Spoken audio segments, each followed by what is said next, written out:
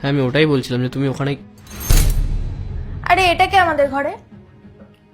মনে হয় চোর। তুমি তাড়াতাড়ি পুলিশকে ফোন করো।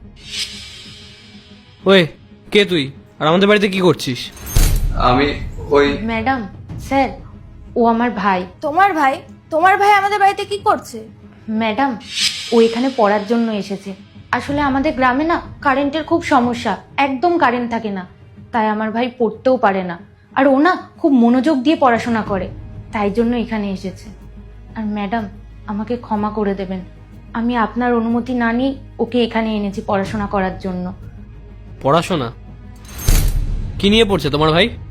স্যার, আমার ভাই ওই আইএস এর জন্য পড়াশোনা করছে।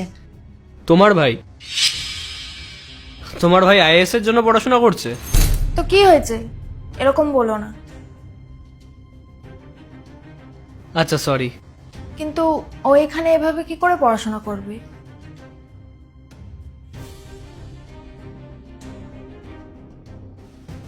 শোন ভাই, তুই এখন বাড়ি যা, বাড়ি গিয়ে পড়াশোনা কর। দিদি, ওখানে সারাদিন হই হুল্লোড় হয়, আমি কিভাবে পড়বো?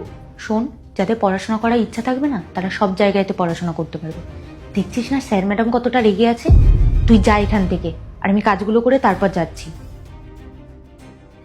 আরে দাঁড়াও, কোথাও যাওয়ার দরকার নেই, তুমি ওখানে বসো।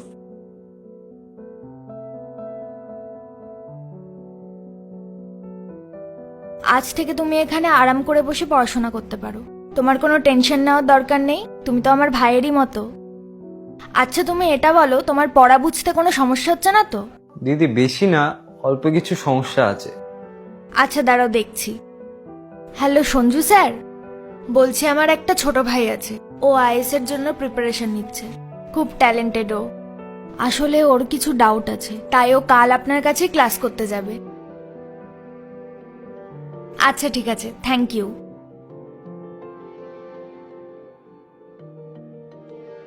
আমি আমার স্যারের সাথে কথা বলে নিয়েছি, এবার থেকে তুমি ওনার কোচিং এ পড়াশোনা করো।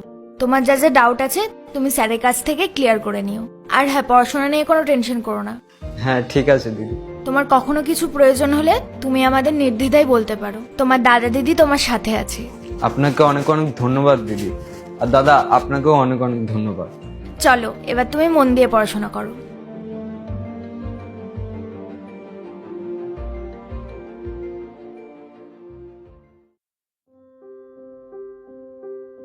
ম্যাডাম, মিষ্টি। মিষ্টি? মিষ্টি কিসের জন্য? ম্যাডাম, অবশেষে আমার ভাই আইএস হয়েই গেছে। আরে বাহ, এটা তো খুব খুশির খবর, কংগ্রাচুলেশনস।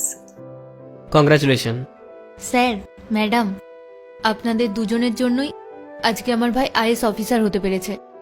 সেদিন যদি আপনারা আমার ভাইকে সাহায্য না করতেন তাহলে এইসব কিছু সম্ভবই হতো না।